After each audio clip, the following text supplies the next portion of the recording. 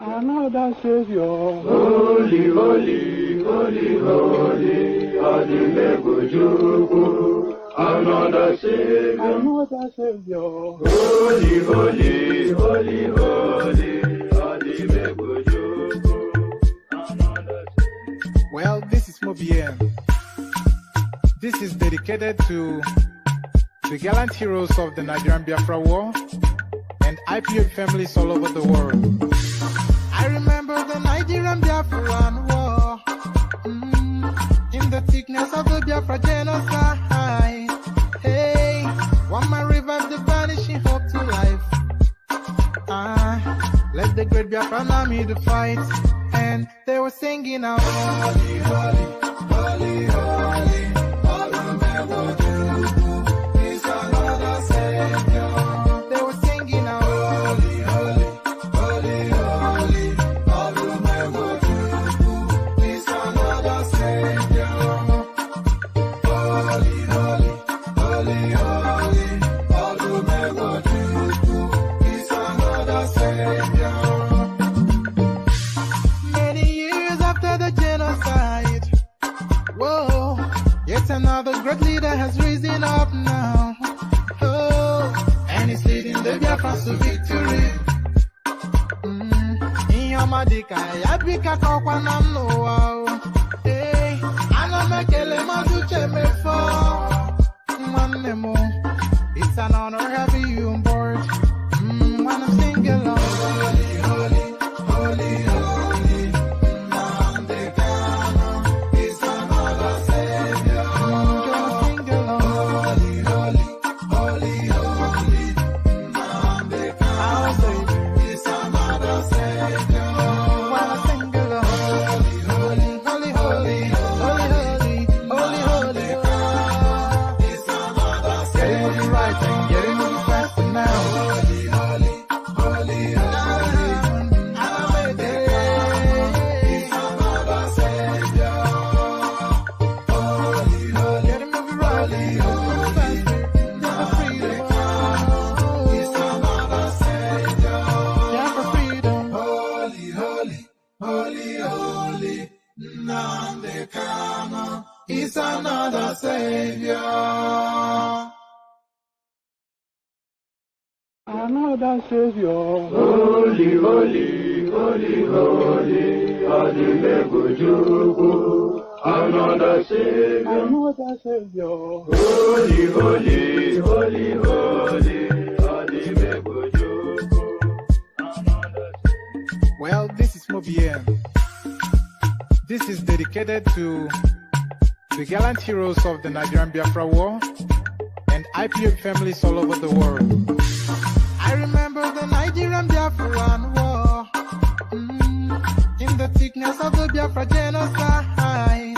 Hey, one man revived the vanishing hope to life. Let the great Biafran army to fight, and they were singing out, holy, holy, holy, holy, is another Savior.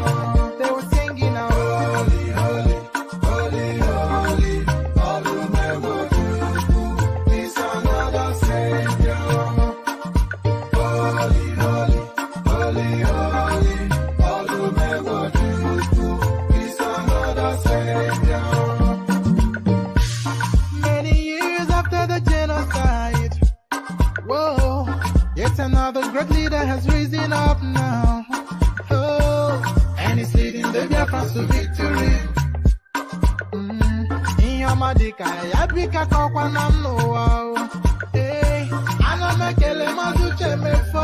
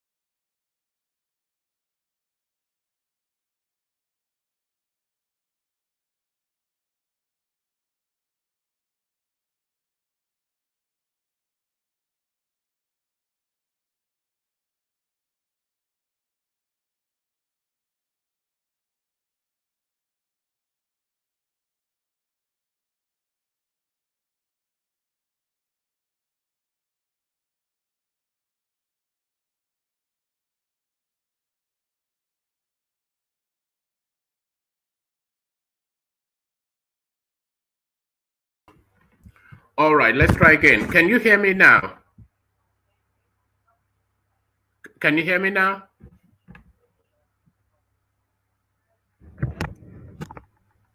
Oh, all right, brilliant. So sorry about that. I'm not quite sure what went wrong with that computer, and I wasn't really going to go through this stretch to try and figure it out. So sorry for the delay in our transmission. It was due to power failure in our Teju Osho transmitting station. So the headlines again. Nigeria needs leaders with a touch of madness to move forward. Ex-President Obasanjo speaking. So Obasanjo now asserting what is it? Wike said this once upon a time, and he was lampooned for making this commentary. But really, Nigeria does need well, when they say touch of madness, it's somebody with really the balls to make audacious decisions, and somebody that has the bravery to hold on to a position. So this is essentially what that means. Nigeria needs leaders with touch of madness to move forward. Ex-President Obasanjo. So that's also what Wike said once upon a time, and he was hung, quartered, and drawn for that. So from that to this, but still with Obasanjo, don't blame God, Buhari regime responsible for banditry, terrorism. So there it is right there. You don't get more categorical than Obasanjo, and that is his assertion that the Aboki from Daura, as we all well know already, is the underbelly of the banditry and the killings going on in the country. Buhari regime resumes sharing. Buhari regime resumes sharing 9.24 billion conditional cash in Kebbi State. So this is that space of Sadiya Farouk. You remember her once upon a time. She was telling us that she spent 10 billion naira to train 200 people on how to repair mobile phones. So that was how she stole 10 billion naira. So she spent that and she's out to steal some more. So this money now that they hand out to people with no data, money with no audit, cash handed out, and that is how the Nigerian state is run. Buhari regime resumes sharing 9.24 billion naira conditional cash in Kebbi State. So we know what the conditions are. We already saw that with the farmers who told them that the loan that they took, they considered it to be part of the national cake. So now, this skirmish that has been brewing and is now coming to a full boil. Northern Elders back spokesman's call for Igbo to secede slams Ohanaeze over irresponsible comments. So Ohanaeze Ndigbo, it all actually started with what's his name? It all started with the Northern Elders Forum inviting that if the Igbos want to leave Nigeria, they are welcome to leave, and the federal government should kick them out. So the Igbos clapped back, and of course, Ohanaeze, the person that actually made that statement on behalf of the Northern Elders is Hakim Ahmed Baba, or Hakim Baba Ahmed, who incidentally, ancestrally is of Mauritanian descent. His ancestry is Mauritanian. They say he was born in Nigeria, but his direct parents, they are Mauritanian. So he's essentially a first-generation Nigerian. So even with all of that, he still comes into the Nigerian space to try to intimidate. So all of that was brought up in narrative by Ohanaeze Ndigbo to say that this guy that is essentially a foreigner in Nigeria is in this country threatening the space. The Northern Elders now, of course, they straddle up, they gallop up to defend their man. So that's the back and forth then going on between the Ohanaeze space and the Ohanaeze space and look, Thomas, man, the link is in the comment section. So what more are you asking? That's the link right there. It says StreamYard. So that's the thing between the Ohanaeze space and the Northern Elders Forum. So all of that in play. So lean back, kick back, take it easy. It's somewhat of a sluggish entry into this. 20-30 minutes of me just talking and nobody hearing. But hopefully you can hear me okay now. So let's revert back to tradition, then come in properly via the eastern section, and we play another Python dance.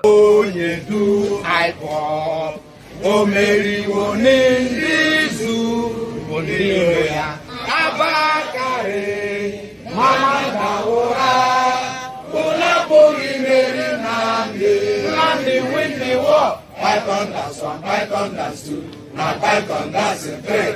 Unapuri Mary Nandi win the war. Python that's one, Python that's two, now Python that's a three. Unapuri Mary Nandi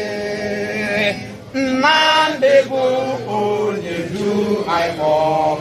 O Mary Nizu Giroya Abakare Mamanda Ora Unapuri Mary Nandi win the war. Python that's one, Python that's two, now Python that's a three. Unapuri Mary Nandi win the war. Python that's one, Python that's two, now Python that's a three. Unapuri Mary Nandi win the war. Python that's one, Python that's two, now Python that's a three. Unapuri Mary Nandi win the war. Python that's one, Python that's two, now Python that's a three. Unapuri Mary Nandi win the war. Python that's one, Python that's two, now Python that's a three. Unapuri Mary Nandi. And there it is right there. Nnamdi wins the war. They continue to insist in the eastern parts of Nigeria. Nnamdi wins the war. So Nnamdi wins the war. As guys, I bring you this. Nigeria needs leaders with touch of madness to move forward. Ex-President Obasanjo. Former Nigerian President Olusegun Obasanjo has said the country needs to be ruled by a leader who is driven by passion and a touch of madness to move it forward. Obasanjo said this when he hosted a presidential aspirant under the platform of the People's Democratic Party, Mohammed Hayatuddin, in Abeokuta, the Ogun State capital. The former president also played host to former minister Godswill Akpabio, who is running for the presidency on the platform of the All Progressive Congress. Hayatuddin, together with his team, arrived in Ogun State about 12:30 p.m. and went straight into a closed-door meeting with Obasanjo, which lasted for about an hour, according to correspondents. It was also gathered that Akpabio arrived at exactly 2:20 p.m., while the Hayatuddin team was exiting Obasanjo's residence. Speaking during the visit, Obasanjo said Nigeria would overcome its security challenges within 2 years if the leader was ready to make tough decisions, whilst advising Nigerians to brace up and be ready to make sacrifices. The former president said, "It is an ongoing situation for you, obviously." Sorry, not ongoing. Let me take that again. The former president said, "It is an agonizing situation for you, obviously, and also for me. I want to emphasize the point that the Nigerian situation, as bad as it is, will only be put right by Nigerians at the forefront of our situation. So Nigerians have to brace themselves up to do what needs to be done to put Nigeria back on the right track. And you are right in saying that wherever you go now, one of the things you hear is that Nigeria is not on the table. But why shouldn't Nigeria be on the table? What does it cost Nigeria to be on the table?" So Nigeria being on the table, I'm assuming to mean devolution, balkanization, or restructuring. It says, and you are right in saying that wherever you go now, one of the things you hear is that Nigeria is not on the table. But why shouldn't Nigeria be on the table? What does it cost to be on? What does it cost Nigeria to be on the table?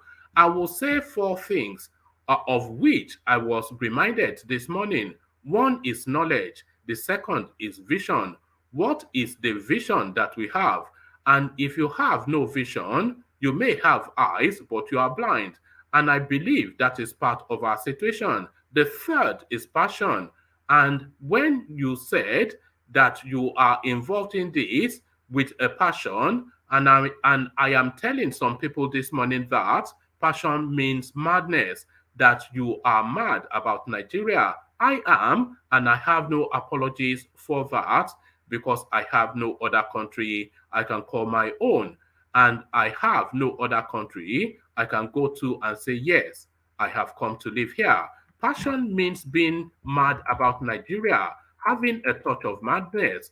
And I look at you, Hayatuddin, and say, yes, you are mad about Nigeria too. So Hayatuddin, a madman, is essentially what Obasanjo concludes. Don't blame God, Buhari regime responsible for banditry, terrorism. Obasanjo still speaking.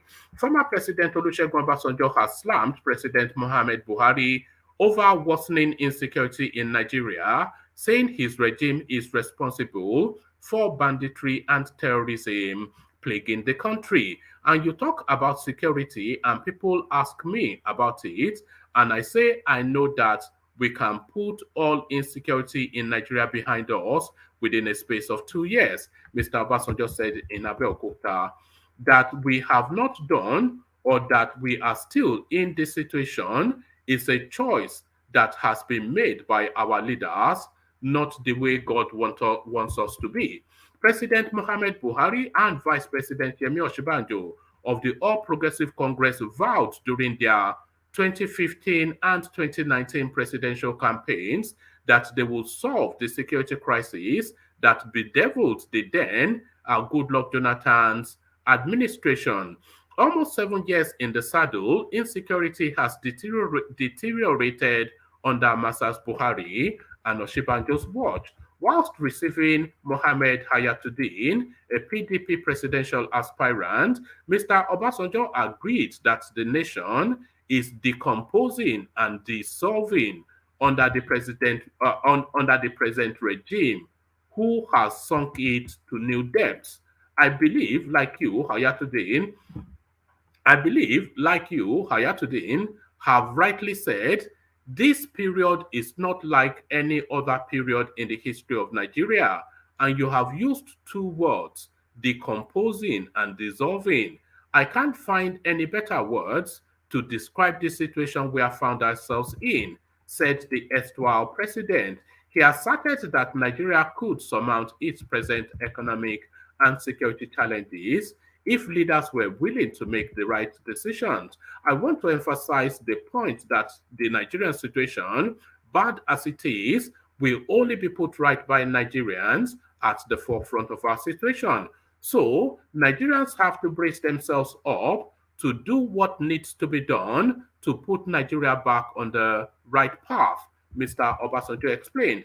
Listing knowledge, vision, passion, and innovation as mandatory requisites for the next president, Mr. Obasanjo admitted Nigeria is a complex country, albeit not a difficult country to rule or manage.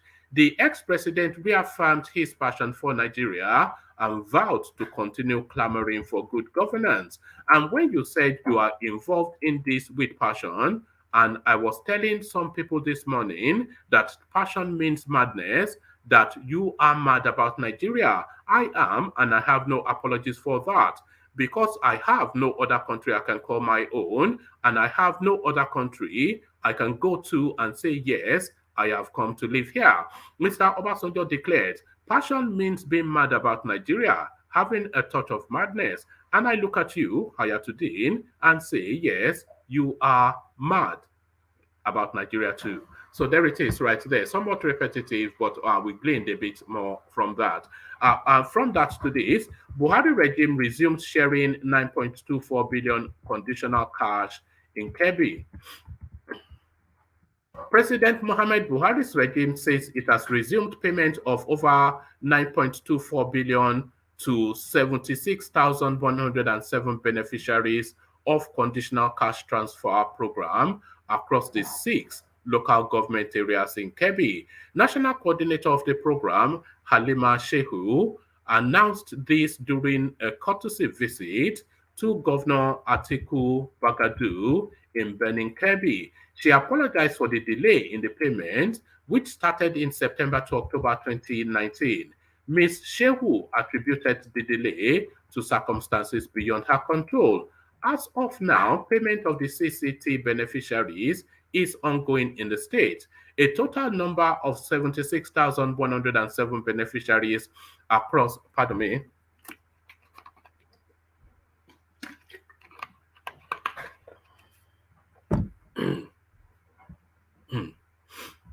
as of now, payment of CCT beneficiaries is ongoing in the state. A total number of 76,107 beneficiaries across 6 local government areas of Bagadu, Danko, Wasagu, Dandi, Jega, and Shankar will be receiving the payment. The beneficiaries will be receiving 26 months of payment cycles starting from January to February 2020. Said Ms. Shehu. The payment will be in 2 batches of 60,000 beneficiaries for 4 cycles using the virtual account. The second batch has 70,107 beneficiaries from 9 payment cycles through the debit cards. Ms. Shehu also explained that the total amount for the 2 batches in the state was 9.24 billion naira. The federal government of Nigeria, in partnership with the World Bank in 2016, designed and developed a safety net program for Nigeria under the platform of the National Social Safety Net Project, she further disclosed. One of the components of NASSP is the National Conditional Cash Transfer Office, responsible for implementing the household uplifting, conditional cash transfer to the poor and vulnerable households across the country. Ms. Shehu thanked the governor for giving her audience and the opportunity to update him on the resumption of payments and the successful implementation of the program in the state. In spite of this, I wish to request for more support in terms of logistics and operating cost to sustain the day-to-day running of the offices at the area council levels, added Ms. Shehu. So this is just the rubbish of it. It's just a ridiculousness, of course. Responding, Mr. Bagudu, represented by Deputy Governor Sumaila Yonde Dabia, thanked the Ministry of Humanitarian Affairs, Disaster Management, etc., headed by Sadiya Umar Farouk, for actualizing the program in Kebbi. I assure you that the state government will do all it takes to support the success of the program in the state. We are looking forward to getting more local governments to be involved in the cash transfer program, stated Mr. Bagadu. The CCT program is aimed at improving household consumption, increasing utilization of health and nutrition services, and improving school enrollment and attendance. It is also aimed at improving environmental sanitation and management, asset and financial acquisition, and beneficiaries' engagement in sustainable livelihood. So a total of a nonsense, a very heavy language presentation for Lutin. So this now the final readout. Northern Elders back spokesman's call for Igbos to secede, slams Ohanaeze over irresponsible comments. The Northern Elders Forum has backed a statement made by its spokesman, Dr. Hakim Baba Ahmed, circulating in a viral video that Igbo people should be allowed to secede from Nigeria. The Northern group, however, berated the Apex Igbo Socio-Cultural Organization Ohanaeze Ndigbo for demanding the arrest of Baba Ahmed for saying what they called the obvious truth. It faulted Ohanaeze's claim that Baba Ahmed was making inciting statements. Baba Ahmed, who is the group's director of publicity and advocacy, had in the video said, "We said if secession is what every Igbo wants, and this is what the Igbos want, the nation should not fight a war over it." He also asked the Northerners residing in southern Nigeria to start relocating back to the north. Angered by the statement, Ohanaeze, through its spokesman, Dr. Alex Ogbonnaya, Wednesday, slammed Baba Ahmed, describing his broadcast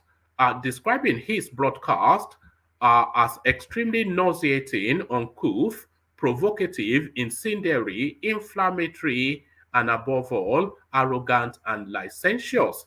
The convener of NEF, Professor Ango Abdullahi, in a statement on Thursday, said Ogbonaya's comments are, to say the least, dangerous and irresponsible, designed to achieve only one goal: to put the life of Dr. Ahmed in peril. The Northern Elders Forum states categorically that all comments and statements made by Dr. Baba Ahmed are authorized and they represent its positions. The press statement, which he read on the 8th of June 2021 at the forum's headquarters in Abuja, in the presence of the full forum, was the statement of the forum by which it stands. We are aware of attempts to create the impression that this statement is recent, as well as other attempts to misrepresent its content, to create scapegoats for the failure to limit the damage of irredentism.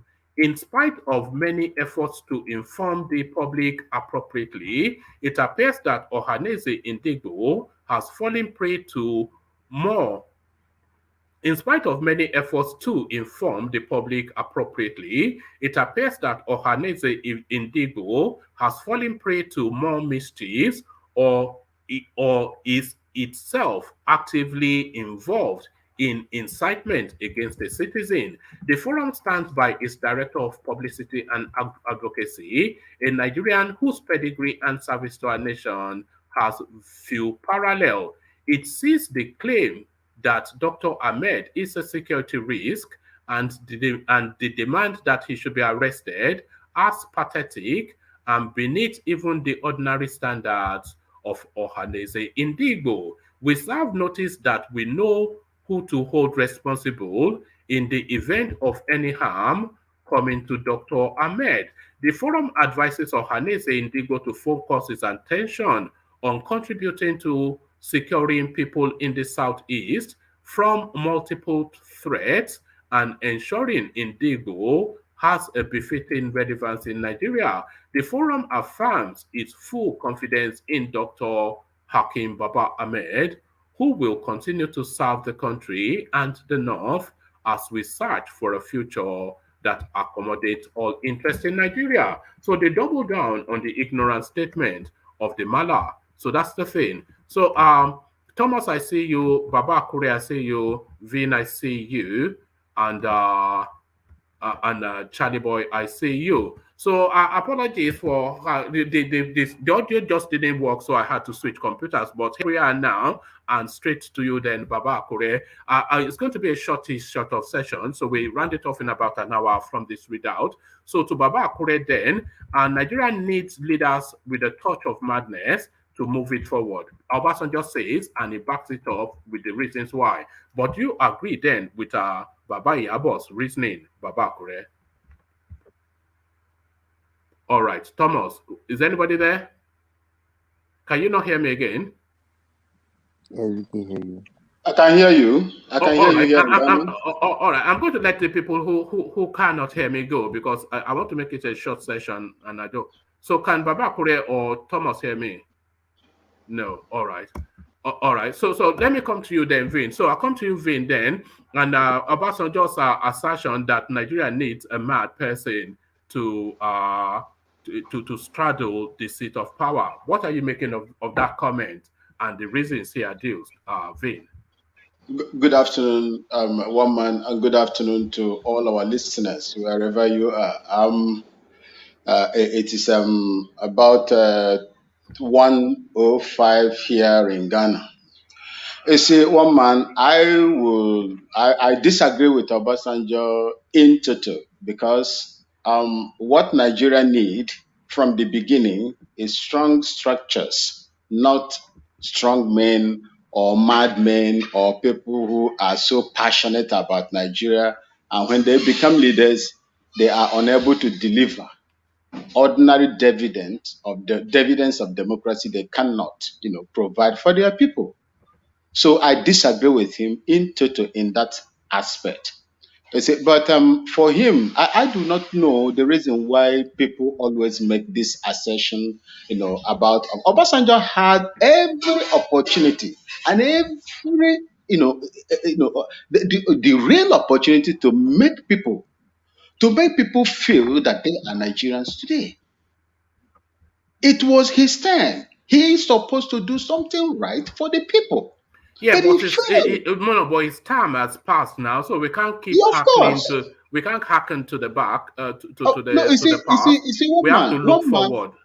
Exactly, I And agree with you. the circumstances of his time, by the way, are not the circumstances of now.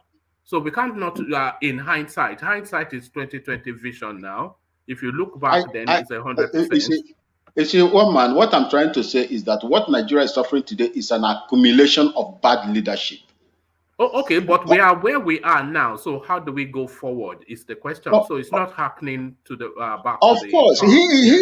he's supposed to be given, to give Nigerians and this called leader the foundation of that country. What is the foundation of that country as it is being operated right now? Is the constitution. I like always say here, you cannot make out anything from that. All of us know that the foundation is faulty, but how can you build on a faulty foundation? A foundation that claims that a particular part of the country has overall access and advantage over the rest. How do you build on such? These are some of the things we support. I supposed to hear Obasanjo speak on the Yeah, yeah, constitution. but all of no, you can't speak on everything, and you can't speak on what you peculiarly would like him to speak on. But what he spoke on was a catch-all statement, and when he said a madman, of obviously not somebody of cranial debilitation, no, somebody that is passionate about Nigeria to the point of being mad about the country. You know, when you say yeah, it's a colloquialism, isn't it? So, but what he was saying in essence is somebody that is so driven by the Nigerian project that will go that extra length and has the brevity to push it through. So that is what he was saying, and he was saying that the Hayatuddin that he has some elements of that, and that was a language that Wike used once upon a time as well. That you have to be somewhat mad to be president of Nigeria. Yeah, one man, I still maintain that he is one of the orchestrators of what is going on in Nigeria. He one of them. He cannot be, exempted because if you don't know where you are coming from, you will never know where you are going to. Yeah, okay. So if you stay in the past, then you cannot go forward, can you? No, what I'm saying Because in essence is that, happening back, yeah, okay, he's speaking to the future. He's saying of course, this will be the panacea to the mhm, country's problems. So what are the solutions?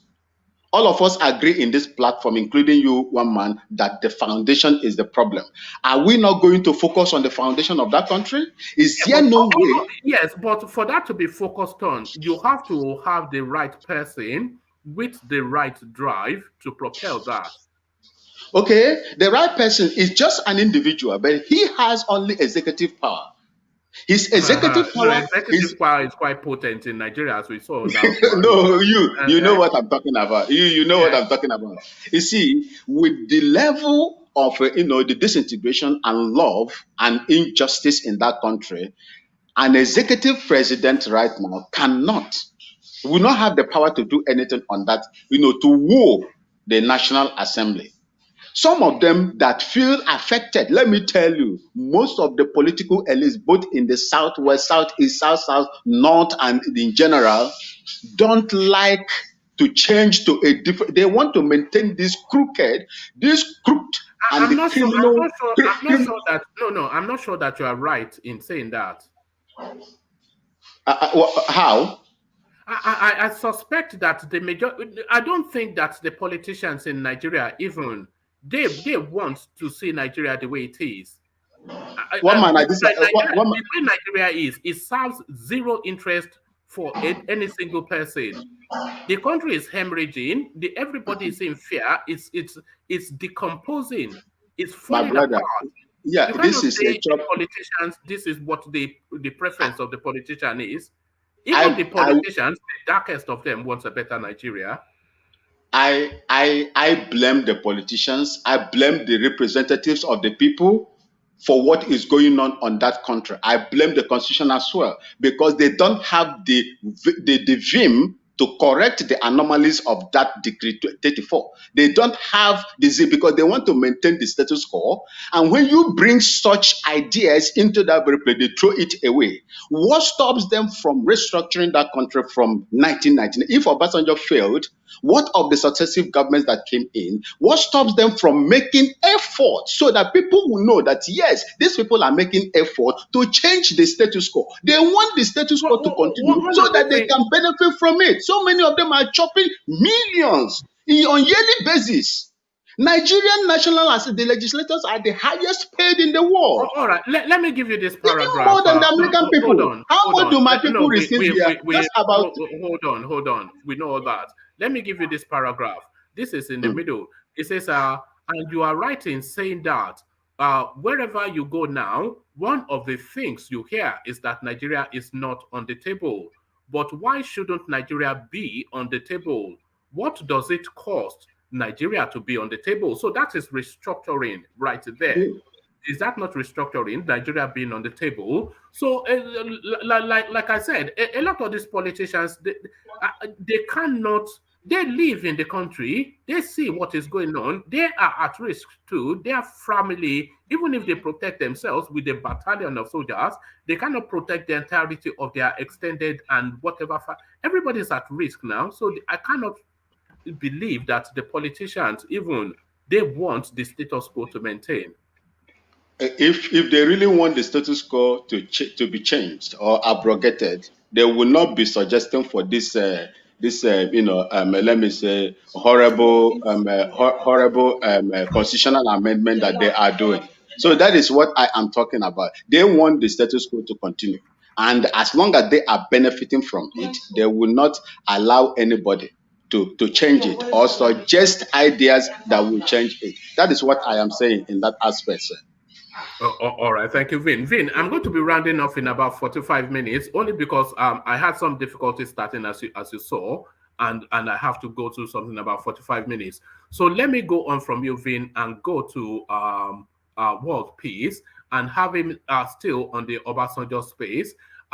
It's saying, so this is the headline, but do you agree? So this is Obasanjo still holding the space. It says, don't blame God, Buhari regime responsible for banditry and terrorism, and it is Obasanjo making that assertion. So he's saying essentially that the problem of Nigeria can be solved within 2 years if the right president was in. So this is what he's saying. He says, and you talk about security, and people ask me about it. And I say, I know that we can put all insecurities in Nigeria behind us within a space of 2 years.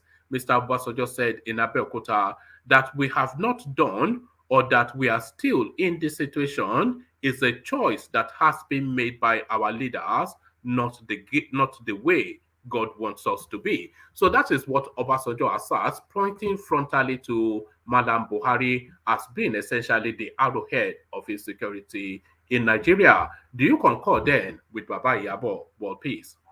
Yeah, it's not far from the truth. There has been banditry, but Buhari made it worse in his regime, probably because of he benefited from them bringing him to power in 2014 and keeping in power again in 2019. So now he cannot manage those people right now. I cannot control them. So Obasanjo is not far from the truth. I don't really have much to say about that. You know? I agree with you. All right, thank you, World Peace. And that space that Vin just left, Obasanjo saying that the Nigeria needs leaders with a touch of madness to move forward. Do you understand what he means by a touch of madness? And do you agree? World Peace? That means he's playing to the Wike gallery now. That like Wike said that they need people like him to take care of that country. Well, yeah, the country the way it is now, you need somebody that can really go beyond and over to do some certain things, to take some certain drastic action to make some certain things right in Nigeria, because Nigeria is not for a gentleman president anymore. You need somebody that is tough. I won't say madness, I will say somebody that is tough and firm with his decision to fix that country. That's my take on that.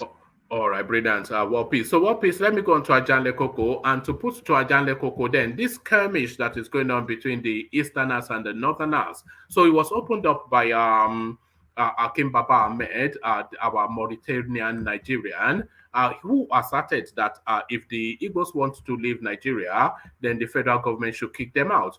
Ohanaeze came out to lampoon him for making that statement. But the Northern Elders, they come out now to double down on what he's saying, that they do want the Igbos out of Nigeria. And they are actually saying that Ohanese's statement is an incitement. And if anything happens to Akim Baba Ahmed, hell will be visited upon the eastern space. So what are you making of the Northern Elders Forum then, Ajale Koko, and their threats? Woman, what did Ohanaeze say? What did they say? Akim Baba Ahmed said that I know what Akim Baba Ahmed said. Yes, I think we read it out yesterday, but I have to look for it just so I can be exact. But what they are saying is that Akim Baba, they called for the arrest of Akim Baba Ahmed, and they said that angered by the statement, Ohanaeze, through its spokesman, Dr. Alex Ogbonnaya, Wednesday, slammed Baba Ahmed, describing his broadcast as extremely nauseating, uncouth, provocative, incendiary, inflammatory, and above all, arrogant and licentious. They invited the Nigerian government to arrest Akim Baba Ahmed for speaking hate speech and speeches of incitement. The convener of Northern Elders Forum, Professor Ango Abdullahi, in a statement on Thursday, said Ogbonaya's comments are, to say the least, dangerous and irresponsible, designed to achieve only one goal, to put the life of Dr. Baba Ahmed in peril. So that is the back and forth then going on between the Easterners and the Malams. One man. Okay, first of all, let me thank our listeners around the world for a good job they did yesterday. The last session yesterday, for their thumbs up, and I wish they can do the same this morning. Please, if you are listening to us, wherever you are viewing us, wherever you are, please thumbs up right now, so that we can help the YouTube algorithm of this platform. Yes, woman. What Ohanaeze spokesman said is not out of place at all. He said it right, and every use of word he said about what Akim Baba Ahmed said was totally right. So for, what do you call him, Ango Abdullahi, to respond back to that is totally irresponsible. Akim Baba Ahmed, what he said was, it didn't show a leadership at all. It didn't show that he is a leader or one of the leaders from the North that is capable of uniting people during crisis, particularly this time around that we have crisis, we have the unity of the country in serious jeopardy. Every leader, every person in position of leadership should be making statements that can bring people together and not statements that can divide, and they shouldn't be making divisive statements right now. So Hakim, what is his name? Hakim Baba Ahmed. Yes, Ali Baba Ahmed. Hakim Baba Ahmed. It shouldn't be saying that, oh, let Igbo go, let them go. We have many Igbos, particularly their leadership, that believe in one Nigeria. They make statements several times to that effect. The Ohanaeze has made that statement to that effect. All the political representatives of Igbo people stand for one Nigeria. But you cannot say we have some people that are agitating for Biafra, capitalize on that, and then, now call on the entire Igbo that let them go. That's a very senseless and stupid statement. Why not call on Yoruba as well that are agitating? Are Yoruba not agitating for Yoruba nation? We have some Yoruba that are agitating for Yoruba nation as well. Why didn't you say, okay, but not as fervently as the Easterners, not with the same punch and verve as the Easterners? It doesn't matter whether the Easterners are calling us not. We have some group of Easterners calling for it. We have some group of Yoruba people calling for it. Why can't you say that let Yoruba and Igbo leave Nigeria if they feel they want to leave Nigeria? Why can't their leadership, why can't they hold their leadership, particularly this administration, with the headship of Buhari that have divided the country more than ever before? Why can't they pounce on him? He is the one they should be blaming for not managing the diversity, the unity in diversity of the country. Why can't they blame him for destroying that diverse, the diversity of that country? Why can't they blame him for destroying it? Is it because the way he's destroying it is in the favor of them, the cabal? The way he has destroyed that country is not in the favor of even the common Hausa people. It's not in the favor of the common Fulani people. They are suffering it the most. The killing in the country, across the country, they recorded more killing in their own region than any other part of the country. What kind of leadership are these? Do they even want to be leaders in the first place? No, they don't love that country. They don't love their people. It's a totally senseless statement that one made. So Ohaneze's response is in order, and do you think Ohaneze's response it should have been a bit more tempered and tapered down?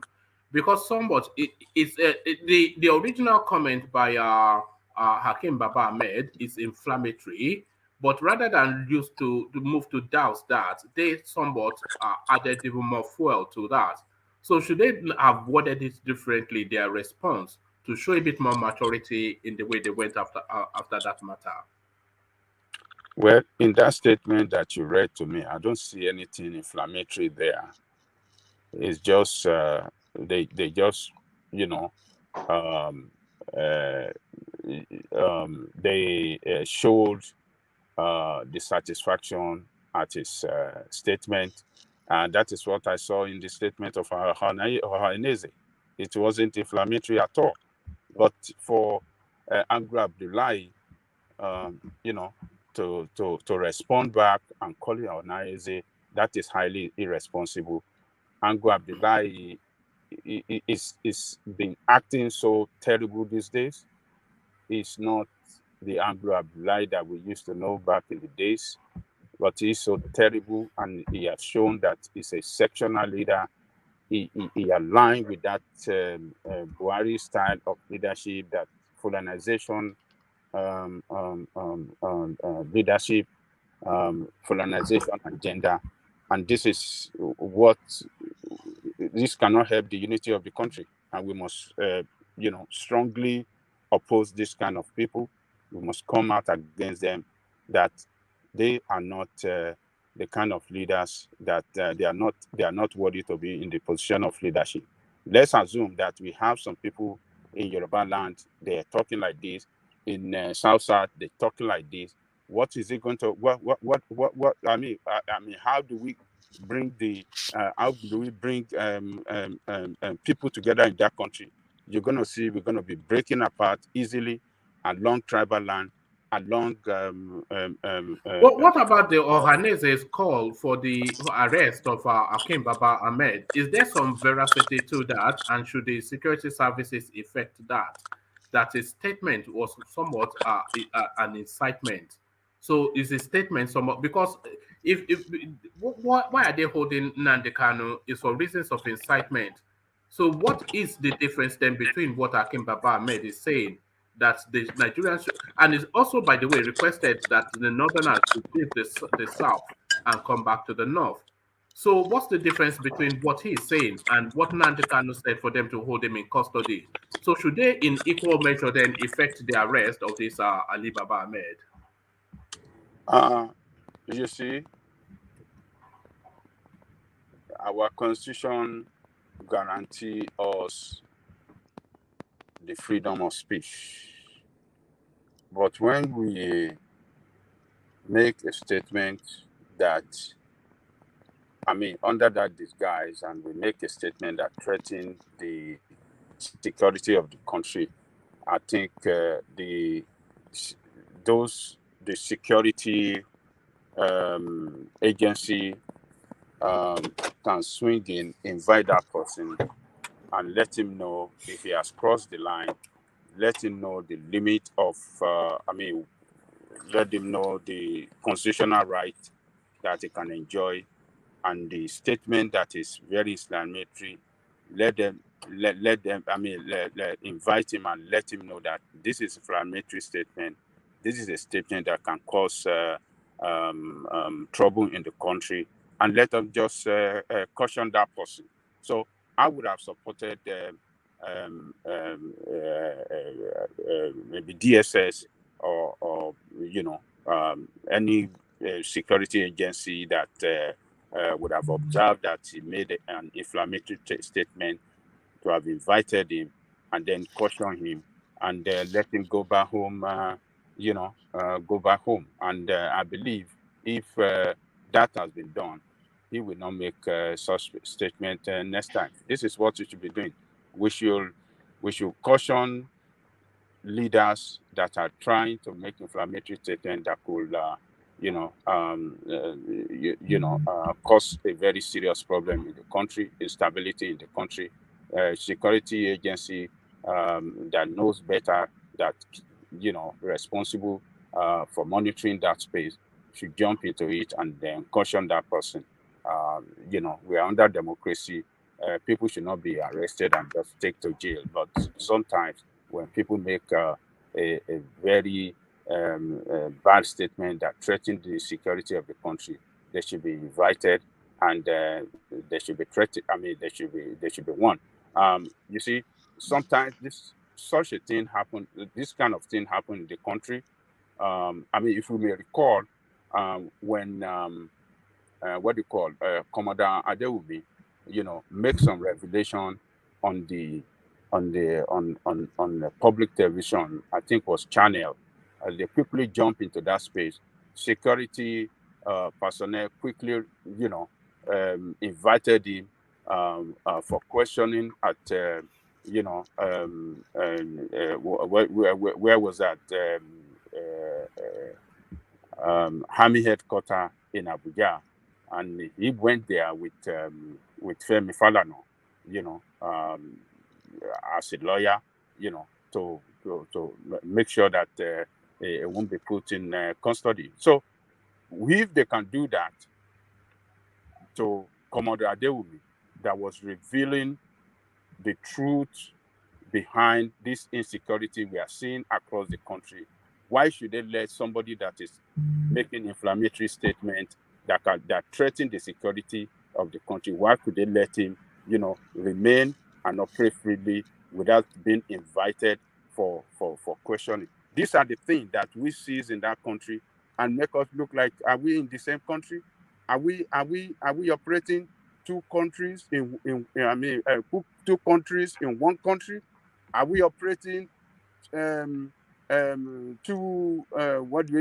how do I say it? Two laws within are we operating two constitutions within one constitution? I mean, this is what is happening in that country that some people can conclude that yes, we have colonization agenda going on in that country and being perpetrated by this criminal Buhari administration that we have in that country. It's unfortunate, one man. All right, thank you, Ajane Koko. So Ajane Koko, let me go on to Exiro just to make sure I cover all the voices. So Exiro, let me have you speak then a little bit on where Ajane Koko spoke, and then also Obasanjo's assertion that Nigeria needs a leader with a touch of madness. But you may want to start off with Obasanjo and then let us have your views on or actually start off with Ohanaeze versus the Northern Elders Forum.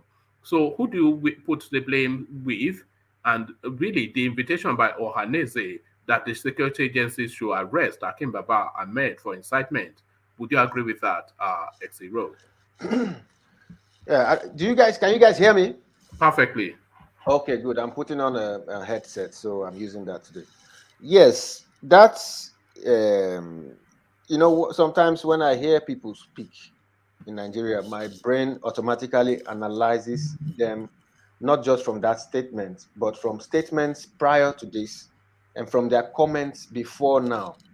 I think that's the same Akim Baba that made a mention of the total block vote of the North being about how many millions? A million votes, saying that nobody can harass them into voting for any candidate. That was when they did this. The Southern governors had a meeting. You can remember the first time all the Southern governors had a meeting and insisted that Buhari has to leave office for a Southern president. And he himself wasn't comfortable with that because he felt that the North was being held he accused them of having the meeting in a short time hotel. Yes, and said exactly. why could they have a meeting without another representative there? So you want them to be very careful. This is exactly. So we can already picture where this man is coming from. You see, I don't just make comments. When you tell me about anybody, I relate his past to his present. He's still in that line. I see a desperate man. This guy doesn't obey the laws or rules of a gentlemanly agreement. Why would you want to even, if you have common sense, why would you even want to continue a northern presidency? So it is only natural that people from the south want to be in the state house. It's only natural for him to be making his comments. He wants to use his position to serve as a negotiating table for the next president. Who is he to be doing that? Go away from the office and let the South jostle for the position, or stay put and destroy the country even more. I see the man as a desperate man who wants the next incoming president to be merciful on the Buhari government and what all the atrocities they did. Because if he's not desperate, he should keep quiet and let the politicking continue. Why must you try to make comments that will inspire hate and inspire hitting the polity? Why? Your uncle is the president. He has been the president for 8 years, but you cannot speak of anything he has done for your region. But instead of you to face him, you are facing those who want to come in. What has Buhari done for the North? What? Buhari has done a lot for the North. So all the developments that has taken place under this administration has all been in the North. He has You can start by mentioning. He has completely rebuilt Kaduna State. Completely, he has built a railway system from Kano to his home state in Niger Republic. Okay. You know, it's just Okay. even the story that we're doing now, the cash benefits for the poor, all of them are going to the North. Okay. So everything that he's done in his administration have all gone to the North. The only thing that came to the South are things that were initiated by Goodluck Jonathan, and he did not stop it. He says, "Is it going to cost me money?" They said no, and they said, "Okay, let them have it." But everything that his administration, road after road after road, you know, the electricity, you know, they got Siemens to come and do electricity in Nigeria. Do you know that all of that is in the North? Okay. Everything he's doing is in the North. Okay. Okay. Fine. If that is if that is enough, if that is enough for them, well, fine. But what I see from this Ahmed Baba guy is that he knows that they've not gotten enough, because truly this government has been clueless, has squandered money. The amount of money that have been looted in this government, oh one man. You see all these things you mentioned, they're not up to 5% of the amount of money that's gone from this government. Talk about the borrowings, talk about the resources we don't even get, we don't even know how much is in our account. Talk about the depletion of the foreign account. Talk about the number of, you know, parastatals that are declaring null, zero profit. The NNPC, zero. That's why they were delisted. How can they produce an oil producing country in a season where oil price went up, didn't declare any profit, yet they did some borrowings from international banks? Huh? How can you match that up? It's not matchable. The truth is, we don't want to say it the way it is, but you know, we have gone past playing with words. Buhari and his ilks have stolen Nigeria dry. The monies they have borrowed will take us a lot of years to repay. Generations. It's generational. Yeah. Unless we have debt forgiveness or the economy spikes up aggressively. That is it. It's been a wild ride with Buhari. Sometimes I don't want to be seen as somebody who talks down on the North, but the truth is, if the Northern people cannot speak, I will speak. See, there are no professors speaking out in the North. That is why you don't, even in your programs, I don't find Northern people.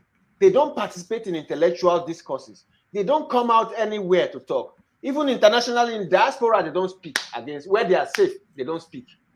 Who are the educated people in the North? What is their point of view? Well, the example is this element that we are discussing, Ali Baba Ahmed. Look at what he's spewing. Look at the kind of discourse. You always find him in political discourse that don't go anywhere. If the Southern politicians sit down to discuss, he will come out and say they are sitting down to discuss, blah, blah, blah. It is just a sign of desperacy. He's desperate. If Buhari came into power, and Buhari is from the North, and he could not solve the number one problem, believe you me, the North is gone. By the time a next president comes from the South, you know how Nigeria is. Nigeria is in two divides. We have a Southern president that cannot enter the North to decide. You cannot go there and arrest anybody. You cannot go there and talk down on any governor. You can't. We've seen that during the days of Obasanjo, who allowed Sani Yerima to bring in Sharia into the North, and now they have 12 states of Sharia law. We saw that in the days of Jonathan, who was stoned practically out of the North. Which Southern governor in the next coming 5 years, 50 years, which Southern governor can come out and say, okay, yes, I can probably go to the North and decide this and that? No, we have two countries. You cannot, even Tinubu cannot go to the North and say, this happened here, now I'm sending soldiers to go and do this. They will tell you are killing their brothers. There's nobody, but the Northern president can send soldiers to the East and massacre people. And people will say, of course, this is Nigerian president deciding to tackle terrorism. He can send soldiers to kill people in the south. But how many presidents from the south can send soldiers? Say, there is an uprising in the north. Go and kill these people. None. Lily liver, nobody. That's what I'm telling you. And in the next 50 years, there's no human Nigerian that can come up and say, okay, I'm now in charge of the country as the #1 citizen, as the commander-in-chief. I send soldiers to go and stop rioters from killing Christians in this place, because clearly, look at the girl that just got killed. Up to this moment, those people who killed her in Sokoto still believe they have the right to do so. There's no categorical statement from anybody saying these people should be arrested. And like people used to say about the IPOB, catch them and kill them. How many governors, how many people can do that? So we have two countries. So that is why people like this can talk anyhow. But you can see they are always careful when they want to talk about Buhari. So it's not because Buhari is the president, but Buhari means more than a president to these people. They overlook his failures, and instead of tackling the problem of the president from their own quarters who has failed, they rather try to discuss about who is going to be the next president. Who does that? The man is desperate. I consider him as a non-entity who's trying to just cause problems for the ethnic groups. Who is he? Why are we supposed to be listening to him? The last time I heard him speak, he said the northern votes about how many million that they're going to, okay, if the South is insisting on the Southern president, they're going to consider. Everybody knows that the North is not a concentrated North. The likes of Taraba, what's it called? This state, Benue State, Kogi, and there are some other states in the North that are mostly Christians, and they are tilted towards the south. But he included Kogi them. Is not a northern, Kogi is not a northern state. But in Nigeria, it's part of the North. Benue State is part of the North. Taraba is part of the North. Even in Niger State, there are Christians. In Borno, everybody is not a Fulani in Borno. There are Christians in Borno State. Kaduna, they have Southern Kaduna and Northern Kaduna. Southern Kaduna is purely Christian. So how is the North concentrated in votes that they must win every election? They are not so concentrated. In Bauchi, there are still Christians. Nasarawa is not even, it's so close to Abuja, and we know how cosmopolitan it is. So where is the concentrated northern vote that he talked about, that he's using to negotiate and make comments? The North, in fact, the North, to me, if we look deeply into the North, we will see that the North is not core North as we all think. When you mention the North, people will automatically think, everybody is Muslim, everybody will vote for. No, it's not like that. I'm sorry. So I consider the man on a non-entity, It's a non-entity. All right, thank you, Xero. So, Xero, then go to the space just briefly. Obasanjo's comment, Nigeria needs a leader with a touch of madness. So, do you understand what he means, and do you concur? Rinko, I mean, just imagine.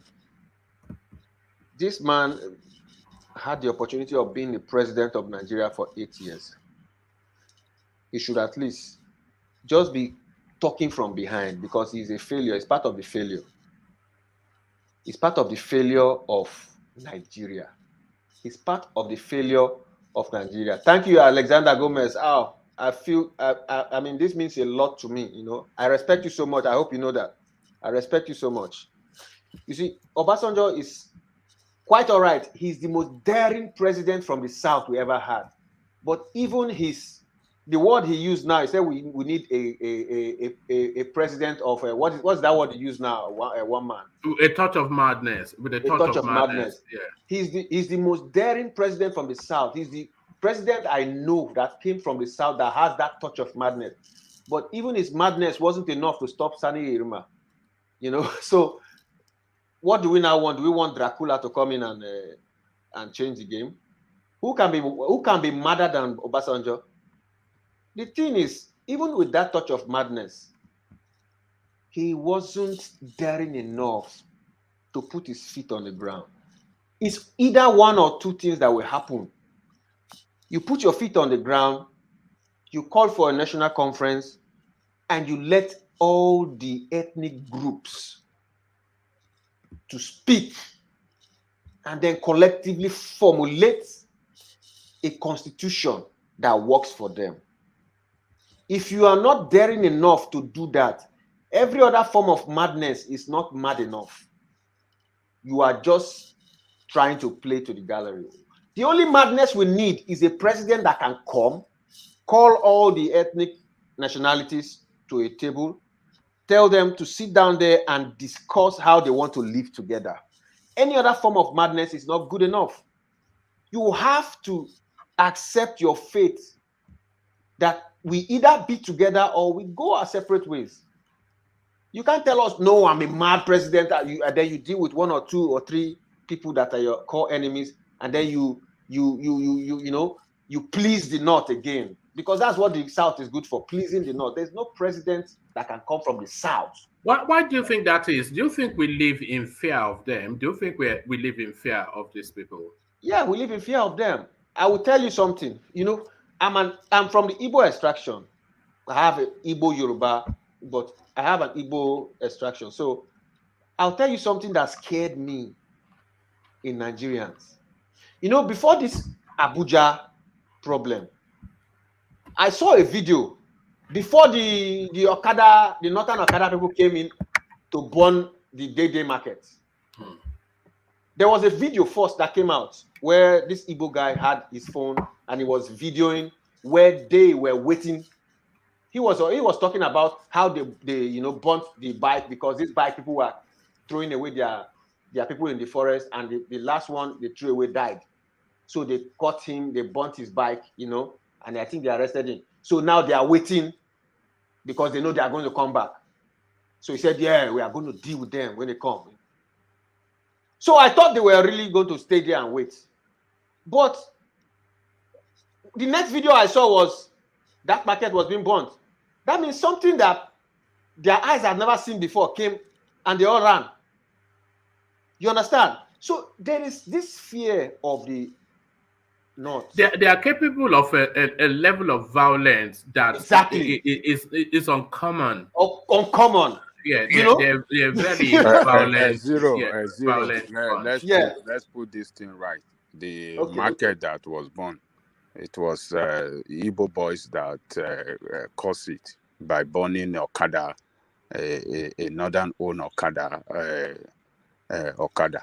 So it was an action of reprisal that brought about the burning of the market. I'm not even talking about that. That's what I said. I don't know. Yeah, but what led to the Igbos burning the Okada? Igbos burning it, that's a human but problem. they don't have to take law into their hand now. Why must they burn someone's Okada? Are they the security officer?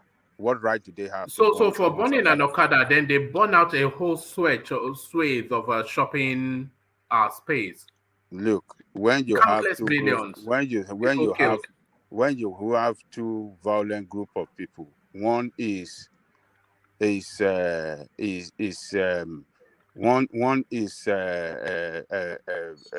how do I say it?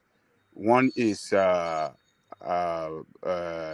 violent and the other is wild. That is what they are there. Exactly. So the Igbo boys acted wrongly by getting the Okada, burn the Okada down. And then the Hausa said, not in our land. You can't do this to one of us.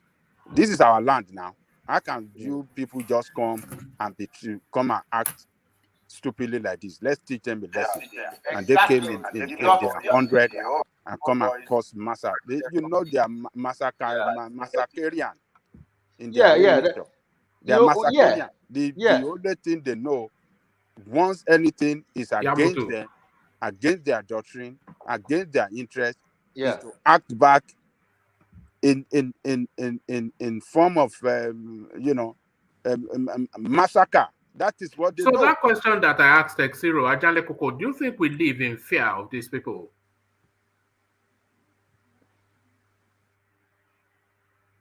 His mic is off.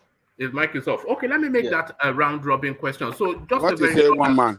No, I'm going to make it a round robin question, so I'll come to you in a moment. So let me start off with Vin, but very short answer. You know, I'm going to shut the session in about maybe another 20, 25, only because I have to dash off to go do something. But Vin, a round robin question. So I'm asking, do we live in fear of the Malams, the Southerners, the totality of us? Do we live in fear? One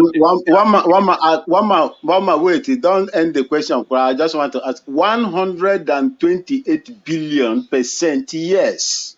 Nigerians, the Souths are timid. Just look at what happened in Lagos. Look at what happened in Lagos.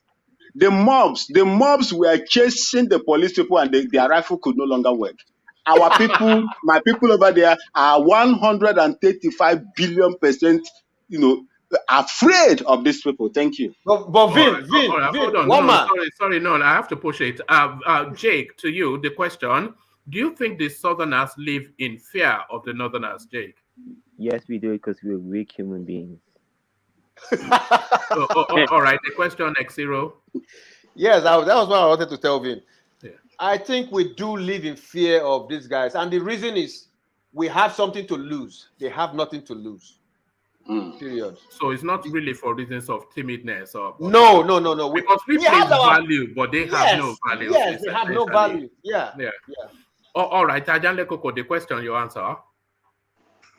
Yeah, I won't say that we are in fear of them. You see, our own nature is different. One is that Zero mentioned that they have something to lose. We don't have something to lose. I mean, we have something to lose. We don't have something to lose. Then the second one is we value life. We don't like taking people's life, but it means nothing to them. Even among themselves, they slash their own throat. Once they get into madness with each other, they kill themselves like chicken. They can just take out the what do you call it? Take out their knife and cut his brother's throat. Easy. So their nature is completely different from ours. No.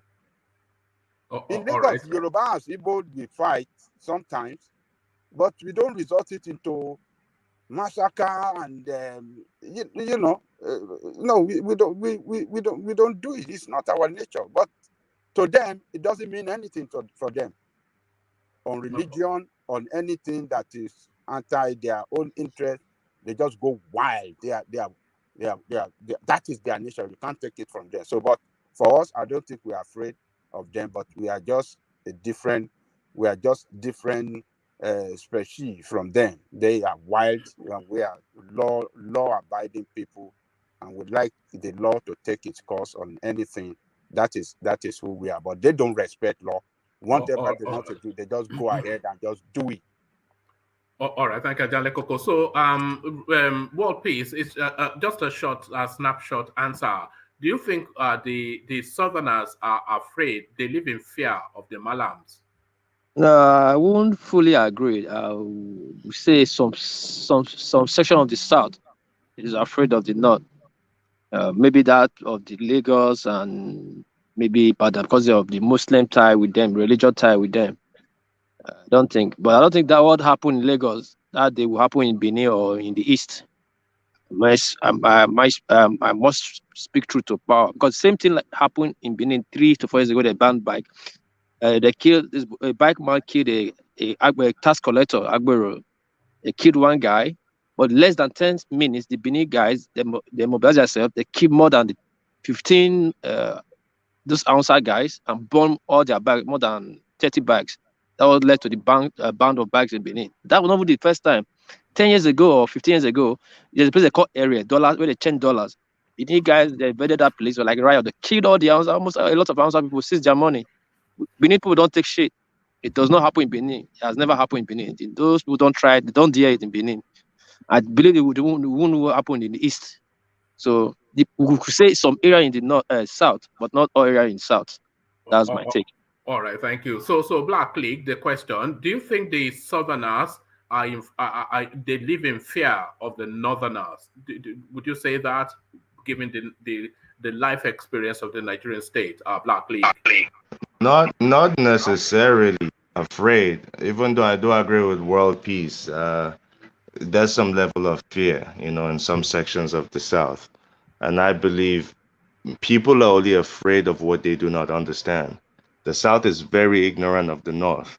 And once you're that much ignorant, then what the void that's left to be filled will be filled with fear. And I think that's what's playing out. Do you not think that? Do you not think that the Northerners they demonstrated somewhat preponderance towards an extreme sort of violence that is not known in the South? So I think you're completely wrong to say the Northerners have a preponderance of violence that is unknown to the South. Now, no particular group of people have monopoly on violence. There is violence in the South. I can go through history of the South to show you instances of violence. So violence is not known in the North. Black League, can I repeat. No, sorry, it's a snapshot. Yeah. So carry on, Black League. Yeah. So I repeat, it's just the level of ignorance that the South just doesn't know much about the North, and I'm speaking in very general terms right now. And then that just leads to fear. What you don't understand, you're bound to fear. All right, thank you. So, Baba Kore, the question: do you think the Southerners they are somewhat they live in fear of the North? And an honest answer, which I expect from you, do you think the Southerners live in fear of the North? Honestly, it's not that we are being afraid of northern part of Nigeria. To me, it is just that the southern part of Nigeria, they are playing politics. We cannot shy away from that. We saw what happened during Yoruba Nation agitation. We see how Igboho was controlling the space. But what happened is that it is this same southern part of Nigeria that shut him down. Our politicians. It is just that our politicians they be like they are our mouthpiece, or they are in front of us. So that is why we don't really like want to fight like that. But to be honest with you, I don't support that. I don't believe that we've been afraid of southern part of Nigeria. We see what East are doing. I don't know about South anyway. But when you come to Southwest too, we see what happened during this issue of agitation. Nobody can handle them until when they want to come to Lagos and they shut them down. Who did that? Is it not the same? Not the same Yoruba? So it's not that we are afraid of them. It is we that always invite them. Our politicians always invite them to intimidate us. Not that we've been afraid. But the LA. They cut up the country and let everybody go on their separate way, the better, because we are postponing. We can say anything we want here. We are just postponing the dim day. Every single day we are postponing it. It will surely come to pass, because we have seen that now. A lot of people have been prophesized that do you think 2023 election is going to be held? We are seeing a lot of things now. We don't even know what is going to happen in the next 1 month. With what we have seen just in this month alone. So to me, that is my answer to that. I don't think we'll be timid or we've been afraid of northern part of Nigeria. All right, let me stay with you, Baba Kore, and have you address then that space. Yeah. Please, I just wanted to say something because I had the floor. Just one last thing. Okay, go on. Please, I urge everybody on this platform not to feel like their manhood is being reduced when we say that the South is afraid of the northern element. Mm-hmm. This fear we have is actually a good thing, because when you look at the South, your educational level, you've gotten to a stage in life where, okay, you want to achieve something with your education. You don't want to throw it away. But the educational level in the North is poor. Life in itself is at the lowest level in the North. Just like what's happening in the South is now. They've been deprived of so many things that their life now is becoming worthless. That is why you are seeing the increase in violence. When life depreciates, violence increases. your life has appreciated. That's why you cannot just take it away. It doesn't mean that you are not a strong man, but you don't want to lose it. You can't just get education and then you throw it away. That's what you have to lose. These guys have nothing. They have a dagger, and that's all. So the fear is a good thing, not a bad thing. Just in broad strokes, there's something to what you are saying, because in it's a different mindset, isn't it? And a different value system, and that value system based on expectations, and that expectations based on how you've been trained, etc., etc. In the South, they have a structured family structure, typically, but not wholly. You have, because in Yoruba land, the typical family is a 5-member family, mom, dad, and 3 children. That's usually typically the Yoruba. Of course, it varies, but typically the Yoruba family. Am I right in that, Baba Kure? Yes. It's a 5-member family, and ideally, what you want is 2 boys, 1 girl, but at the most 3 healthy children. You know, so. That's the structure, and then you train them up so that they are higher than where you are, and then they train them. Don't you think that, as we say, don't you think that's just an easy way to chicken out?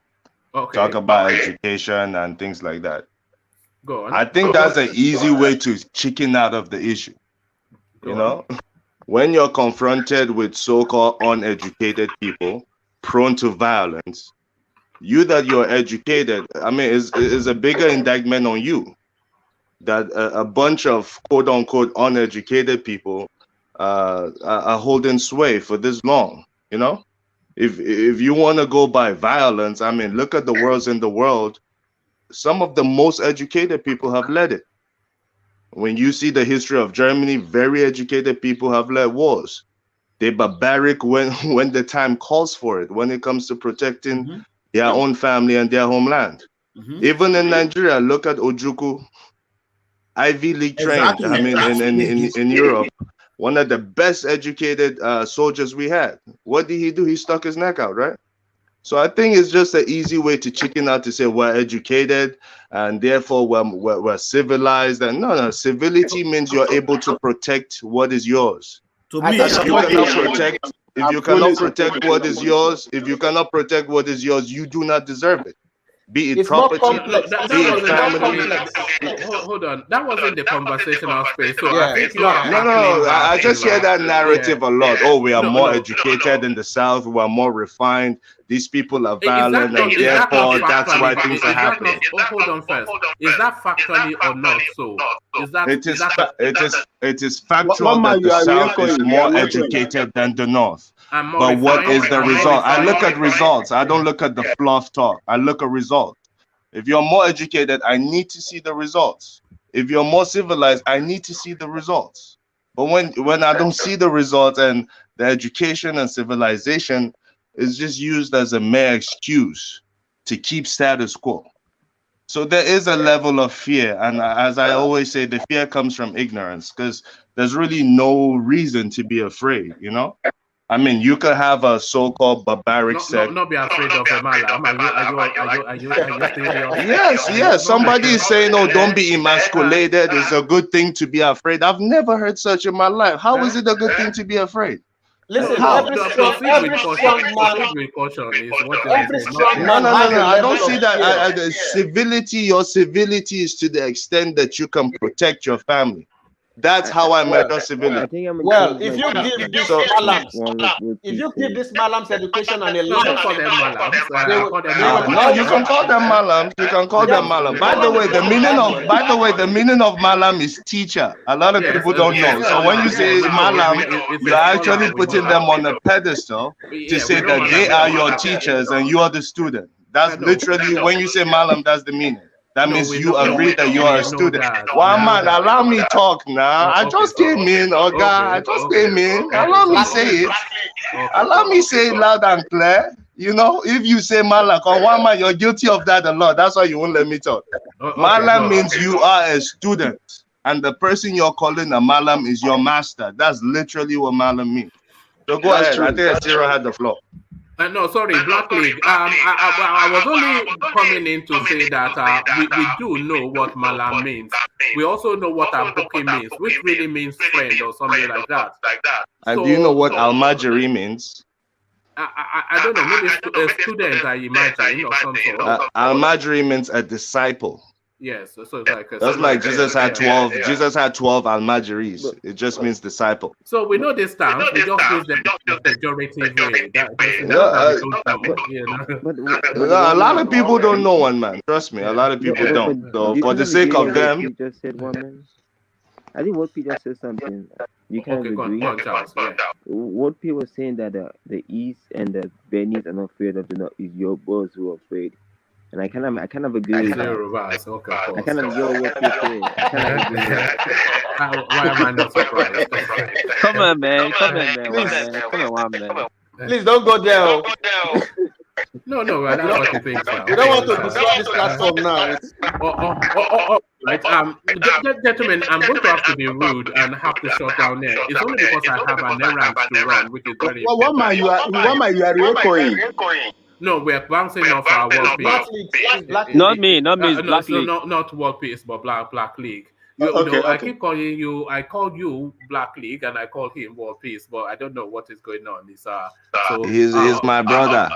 Yes, it's my brother. It's you people that keep fighting. It's you people that keep fighting north, south. He's from the south. I'm from the north, but we're brothers. Right? Do you know what? In my head, and more people. I see you somewhat very similar in personality, you and World Peace, just because of the way you speak. Not so much the voice, but what you have to say. I see you very similar in personality. That's just what I see. You know.